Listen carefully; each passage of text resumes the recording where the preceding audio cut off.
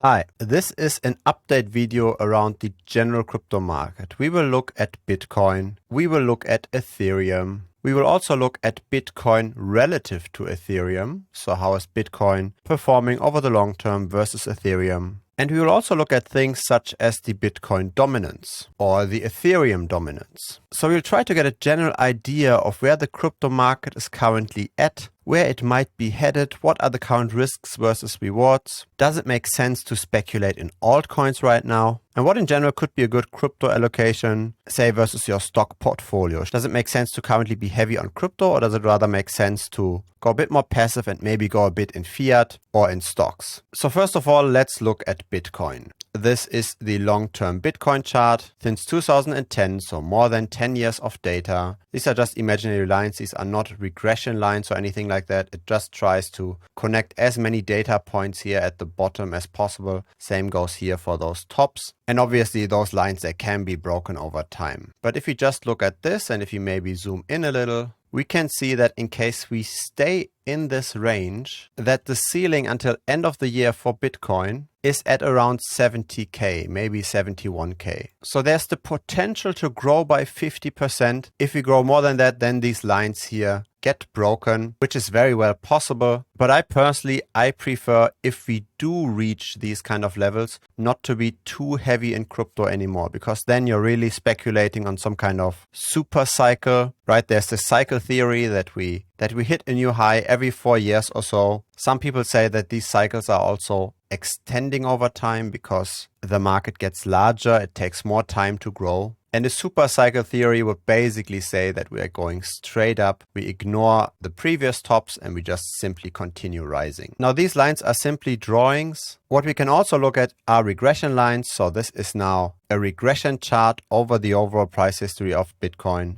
And the way this has been calculated is basically the center line over here is the regression. And then we've got a few Fibonacci distances from here. So if we now zoom in to the recent price movement, we can see a much higher potential, right? So this now looks at a potential upper limit of 150k, something like this by the end of the year. So it really depends on if you regard this top over here as the cycle top or if you don't. You can draw something that connects all of those four tops, but if you're a fan of the regression, then there's more room to grow. Since we can't really know what holds true, if this was really a top over here, or if it's just bouncing off in the middle of the trend, since we can't really know this, my approach to this is simply thinking in probabilities. So once we do hit those regions, I will definitely take some chips off the table, but obviously not all of them, because there is a decent chance we rise further. These are in the end just imaginary lines, but it's simply about risk versus reward. And when one of the models, or maybe that's too much of a word, maybe this is not a model, but if one of the approaches says we might be close to the top,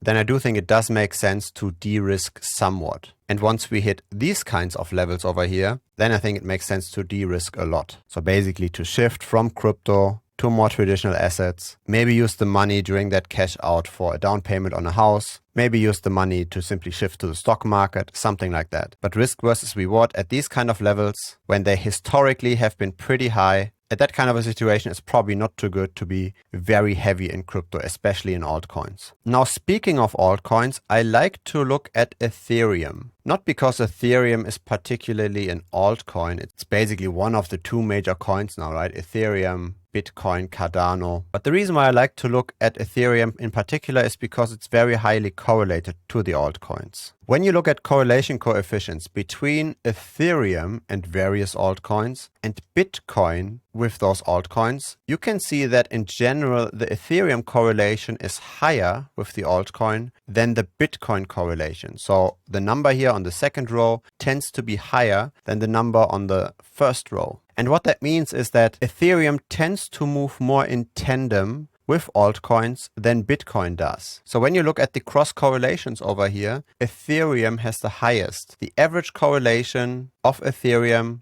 with those randomly selected altcoins is 0.65. So when you're trying to get an approximation of altcoins in general, trying to find out where might the general altcoin market go, I think it does make a lot of sense to look at Ethereum, because I personally think this correlation matters a lot, and you can see this all the time. if Ethereum tends to go up since a particular point in time, you also see altcoins going up since exactly that same point in time. And the same holds true for the negative case, right? So the fall of the Ethereum price during the last crypto winter started in the middle of January 2018. And the price fell until middle of December 2018. If we look at Cardano, this is no different, right? January 2018 to middle of December 2018, that's when the Cardano price fell. And so this kind of high correlation is enough reason for me to not speculate in altcoins when I see Ethereum to go down. So when I look at Ethereum and I am not bullish on Ethereum, then I also don't trade altcoins. Because really, how likely is it that you will find an altcoin during this time frame over here that made you money? It's very unlikely. It might be possible to find a short-term trade in a very specific altcoin. But how likely is it that you can repeat this kind of trade during such a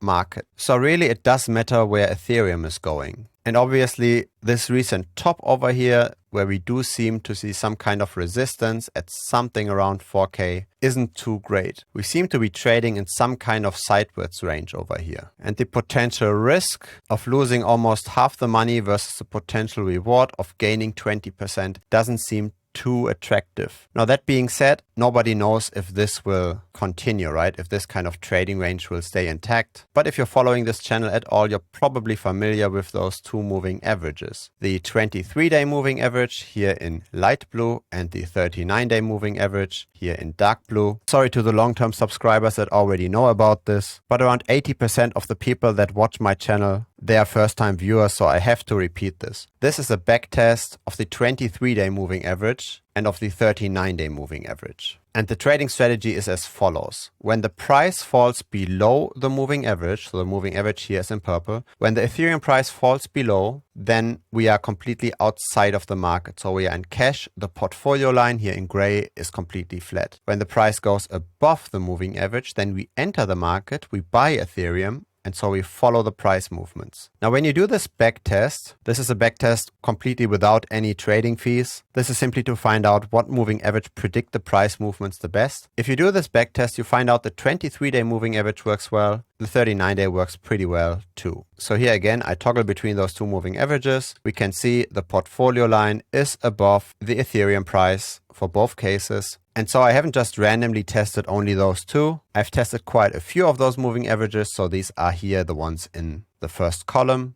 And we can see buying and holding would have given us only 56% per annum. Trading according to the 23-day moving average would have given us 166. And according to the 39-day moving average, 144% per annum. So way better than just buying and holding. This portfolio line might not look very impressive, but you need to notice that this chart is also on a logarithmic scale. So this difference over here means a 10x. So we are not 10x times better, but we are quite a bit better over this time period. We can see it does include the crypto winter. So I like to look at those two moving averages. And so back to today, we are currently exactly between those two moving averages. And I don't like this situation too much. I have already de-risked over here. So I have sold a lot of my altcoins. I'm now standing mainly on the sidelines. I still own Bitcoin, of course, as a portfolio diversifier. I'm not selling any Bitcoin unless it goes really, really high. But for the more speculative bets, especially for the altcoins, I only want to be in them when we are bullish, when we are above those two moving averages that historically at least worked quite well. And so I feel much more comfortable buying something at market rank 50 or at market rank 100 when we are low, right? When we came out of a depression, when we fell 50% and then we cross those moving averages again. I have bought during this time. The current situation doesn't look terrible, right? We could go up, but it's not good enough for me personally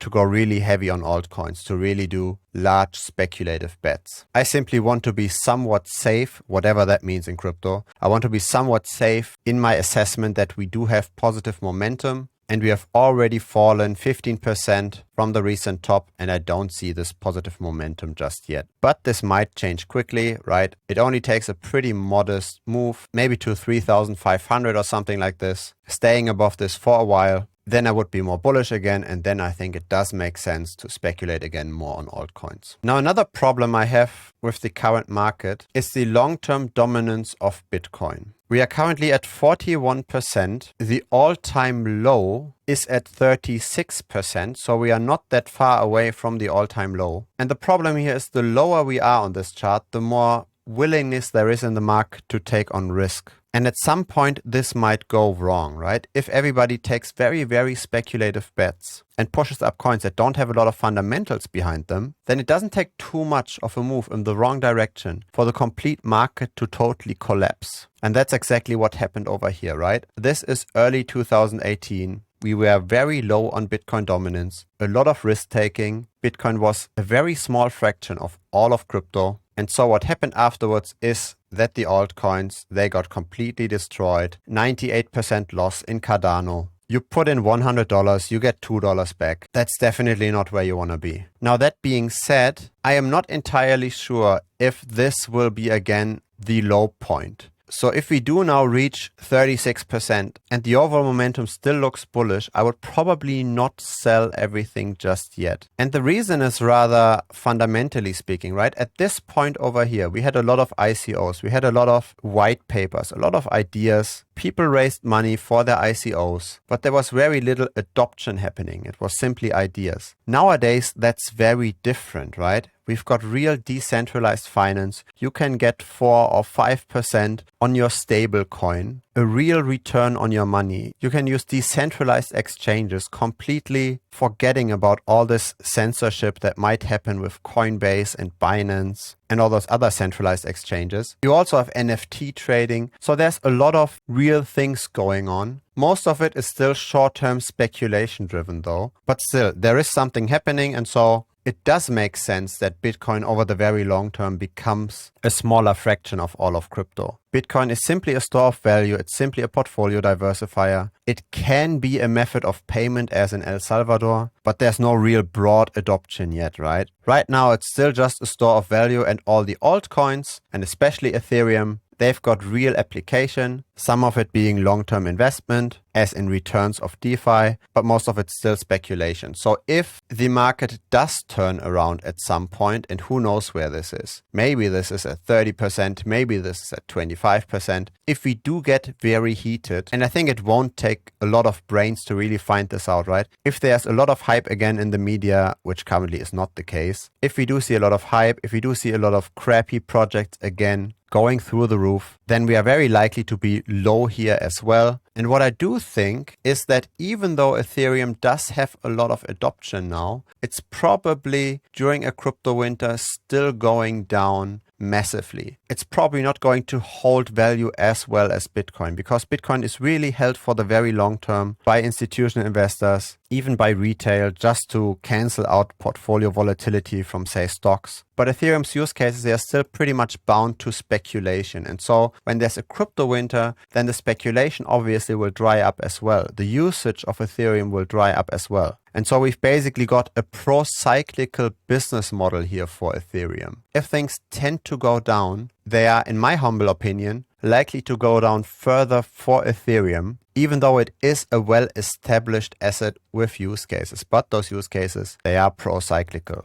And so if momentum does turn around, if we go below the moving averages again, I'm not going to be the person that holds Ethereum over the next cycle. I'm not the person that will hold it through like a 70, 80, maybe 90% down movement. I think that's still possible. I'm simply a bit more conservative, and simply the fact of holding Bitcoin through the next winter is already enough risk for me. So I'm not going to sell my Bitcoin, but I am definitely going to sell Ethereum if things turn around. This is now the chart of Bitcoin versus Ethereum. So the Bitcoin price divided by the Ethereum price. How is Bitcoin relatively performing to Ethereum? And what we see here is a 96% underperformance. When I first saw this, I couldn't believe this, but that's simply because of this initial rally over here, right? But still, even if we take the initial rally out of this, maybe we measure this from here, still Bitcoin underperformed Ethereum massively. Now I will be closely watching how Ethereum will proceed with the proof of stake implementation. Because if this really works, if the decentralized exchanges will have massively lower gas fees, if you can deploy into DeFi for way lower transaction costs, then I really think that Ethereum can completely blow up. Because right now, what's the main driver of the altcoins? It's transaction fees and its scalability. How many transactions per second can the blockchain process, and how expensive is that processing? Now, if Ethereum is able to fix those current problems with proof of stake, then it's really going to be hard to simply just copy the features of Ethereum, right? Who's going to buy an NFT on Solana if the Ethereum ecosystem is already so large and if transaction costs for Ethereum are low? If it's very easy to trade back and forth in an existing large ecosystem, how would copying a feature in a competing blockchain be able to get any kind of adoption? I think the real use case for altcoins needs to be different to Ethereum in case Ethereum is really able to solve those gas and transaction fees. So it can't just be copying the existing DEXs, the existing NFTs. There needs to be something new for the altcoins to be really able to compete if Ethereum is able to launch proof of stake properly. Now let's just first see where Ethereum is going, if it's going to go up or down from here. The moving averages say